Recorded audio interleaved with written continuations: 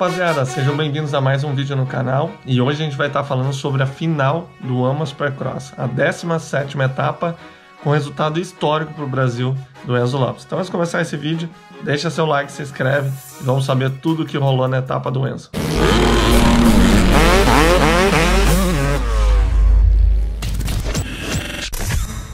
A última pista, o pessoal fez ela bem travada, primeira curva de 180 graus, então você vai e volta, muito semelhante à pista do Brasil, do Arena Cross, o que deixa sempre complicado para a primeira curva, né? Imagine 20 motos indo em direção a uma curva e ela é um cotovelo.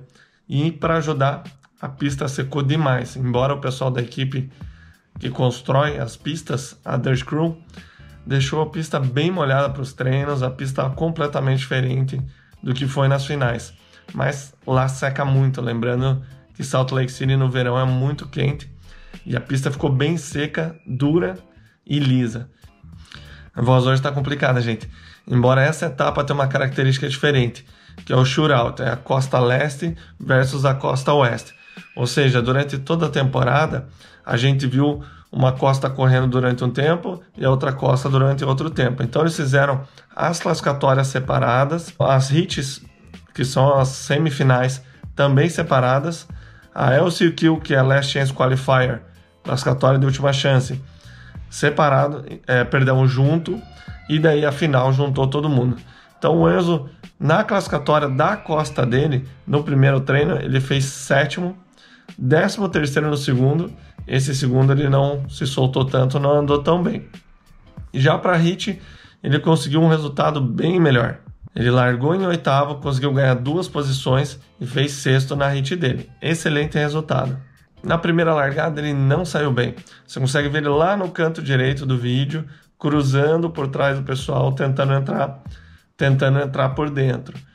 Infelizmente, o Austin Faulkner acabou caindo e foi cancelada a largada. Mas o Enzo saiu de 19º e já estava em 13º, ou seja, estava galgando posições. Mais uma vez lembrando que as duas costas juntas. Já na final, ele não apareceu muito na transmissão, mas conseguiu fazer uma boa prova, terminando em 13º lugar. Infelizmente para nós, o Shimoda andou muito bem, né? Nessas duas últimas etapas, 3 eu diria, ele vem andando muito bem. E ele conseguiu uma excelente colocação, o que a gente torcia que ele ficasse atrás do Enzo. Compensação, ele ficou na frente do Swall, o que ajudou demais ele no campeonato. Então o Enzo finalizou em 13º lugar, 4º lugar na costa dele, ou seja, na frente dele ficou Shimoda, McElrath e Sexton, só piloto factory, então ele foi o melhor privado. Das 9 rodadas que ele participou, ele foi 6 vezes top 10, 4 vezes 8º lugar, 1 vez 7º lugar. O pior resultado dele foi 19º em Tampa. Infelizmente ele abandonou em Salt Lake City a 16ª, aquela que ele caiu, vinha muito bem. E ele correu essas últimas etapas com o ombro machucado, conquistando um resultado excelente aí. Ele foi 1 vez para a LCQ e venceu. E vencer, né, gente? Como o Mal do BRMX comentou, vencer é sempre vencer. E o melhor resultado dele foi o 6º lugar na 3ª etapa em Atlanta. Só para vocês terem uma ideia de comparação de resultado, o melhor resultado do Balbi foi um 15º em 2011 no campeonato. Lembrando que ele não correu a última, que ele já estava se preparando para o motocross, fez só as primeiras, que são em sequência. E do Jean, em 2018, foi 16º e ele também não correu a final. Então o Enzo mais uma vez conquistando um resultado inédito, histórico para o Brasil, 5º lugar no campeonato e melhor privado. A gente está numa campanha ferrenha aí nas redes sociais, vocês já devem ter visto alguma coisa. Eu fiz um post lá na KTM Troy Lee. O que vocês acham do Enzo em laranja para o motocross? E o pessoal foi curtindo. E também o pessoal do Show Radical puxou isso na Kawasaki. Lembrando que o Garrett Martin-Banks, que é um dos pilotos dele, está machucado. E eles têm outros pilotos que também estão fora, então a gente está nesse movimento aí para tentar conseguir uma vaga para o Enzo na pressão. Então contamos com vocês também. Eu vou deixar um link aqui para a gente curtir o comentário na postagem. E é só na pressão, rapaziada. Vamos para cima. Então o Enzo tá de parabéns, meu guri. Melhor resultado que o Brasil já fez, um top 5. É para poucos no mundo. Então tá de parabéns. Vamos tentar te ajudar da melhor forma possível para o motocross. E o terceiro lugar da prova foi o Mosman, mais um piloto da Husqvarna, e tanto os da 450 quanto ele na 250 conseguiram uma excelente prova nessa última rodada. Ele foi o terceiro na prova, sétimo na Hit 2, e esse sétimo lugar veio ainda com uma treta aí com o Forkner, que a gente vai falar mais à frente, mas ele fez uma excelente colocação. Na relargada ele veio próximo do Ferrantes, fez a ultrapassagem em cima dele quando ele caiu, chegando a andar ali mais um tempo em terceiro, só que com o Ferrantes atrás, e logo em seguida o Ferrantes fez a ultrapassagem e ele garantiu em um pódio para terminar o campeonato muito bem. E o segundo lugar, estava disputando diretamente ali o título, foi o Shane McElrath, o cara que deve ter ficado meio puto porque na primeira largada ele pulou na frente, estava liderando e estava com o Sexton mais para trás. Com o tombo do Forkner, que a gente vai falar um pouquinho mais à frente, ele acabou largando bem de novo, largou em segundo, mas com o Sexton mais próximo. Alguns pontos aí para tirar do Sexton, se não me engano 6 ou 7, me fugiu agora. Então ele precisava vencer a prova e contar que o Sexton ficasse pelo menos 2 posições atrás. Isso não era difícil, né? Na primeira largada ele estava com o Forkner atrás dele, ele mais para trás, as duas costas juntos, lembrando, né? Então não estava nada garantindo para o Sexton. E a gente vai falar um pouquinho mais do Sexton, mas a prova em si estava bem conturbada, porque estava todo mundo muito tenso. Você via esses caras que não erram normalmente, cometendo erros bobos de ultrapassagem, pista bem técnica e muito dura, que proporciona, né, uma prova bonita para a gente como fã, que tem muita disputa, porém para eles era realmente uma pista de final assim complicada. E o grande vencedor, Sexton, vocês já vão entender porque eu falei pouco do McElrath, as histórias se juntam. Ele foi segundo na Hit 1, atrás do McElrath. Ele acabou tendo um tombo bem feio aí com o Nichols, achei que ele mandou muito mal, vou comentar um pouquinho mais à frente, mas ele acabou caindo desnecessariamente. O Colt Nichols se acertaram no ar e que poderia ter acabado ali com as chances dele de ser campeão. Então, realmente, estavam os nervos à flor da pele, todo mundo muito tenso. Ele teve uma péssima largada na primeira, ele acabou saindo lá de trás, praticamente o último na reta, e já na relargada ele conseguiu um top 10. Não era uma largada muito comprida, é uma largada de 180 graus, então realmente tinha que pular muito bem do gate. Ele é um cara maior, mais pesado, isso sem dúvida atrapalhou um pouquinho. Então ele vinha em terceiro, se aproveitou ali de um toque do McElrath com o Jet Lawrence. Na reta eles se esbarraram, se empurraram para fora. Então ele fez uma ultrapassagem bacana ali por dentro, levantou, deu tração na roda traseira e foi para primeiro. E com isso ele tinha o Shane McElrath atrás.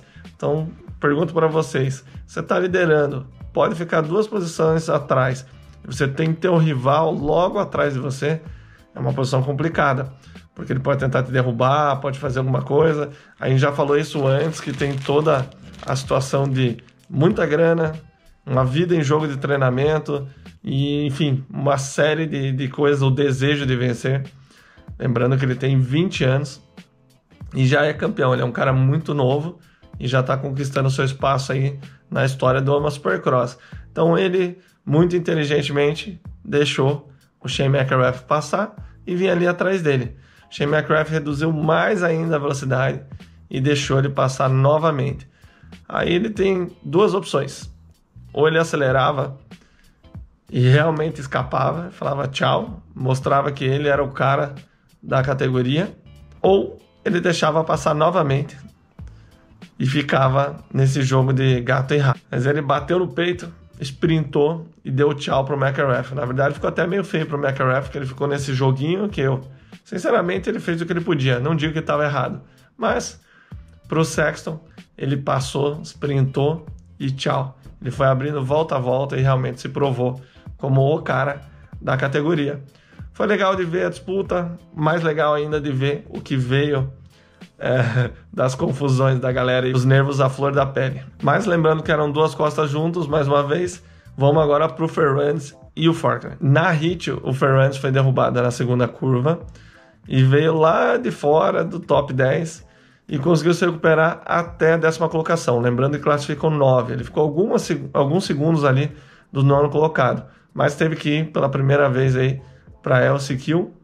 Venceu sem problema, liderou de ponta a ponta, largando na frente. Na primeira largada ele saiu ali no pelotão e logo em seguida viu o Forkner caído e o Justin Cooper, companheiro de equipe dele, também caído. São as duas pessoas que ele estava disputando o campeonato. Então ali ele ficou meio confuso. Ele perguntou para o mecânico: pô, será que eu preciso correr? O Forkner está fora, o Cooper também. Será que eu já sou campeão? Ele comentou em entrevista, né? Então ele viu o Justin Cooper lá desentortando a moto. Lembrando que o Cooper não tinha levantado, não estava participando da primeira largada, já tinha abandonado, e com a relargada ele pôde voltar à prova. Então ele se concentrou, falou: não tem nada a ganho, ainda tenho que correr. E como ele foi para a LCQ, ele tinha um gate muito para fora. Com essa situação do Forkner fora, sobrou um gate do lado de dentro e não deixaram ele trocar. Eles colocam a bandeirinha com o número e ele não viu que tinha esse gate dentro e também não poderia trocar. Ele fez uma largada bem segura por fora lá, não quis entrar em nenhuma confusão. Se não me engano, veio alguém por dentro, ele levantou a moto, realmente jogou do modo seguro ali para não ter nenhum problema, nenhum inesperado. E aí começou a rolar uma situação interessante. Ele estava andando na defensiva, um ritmo aquém do que ele consegue pilotar e normalmente anda. Ele vem sempre lá de trás, vem passando todo mundo, sendo mais rápido da pista, e dessa vez ele não precisava. Então ele estava atrás do McAdoo e via que ele estava incomodado, estava ali, mas botando do lado, até que ele decidiu fazer a ultrapassagem e aí tomou um susto. Ele acabou escorregando à frente e caiu um tombinho bobo, mas uma decisão de campeonato, você tomar um tombinho desse é de ficar o coração na mão.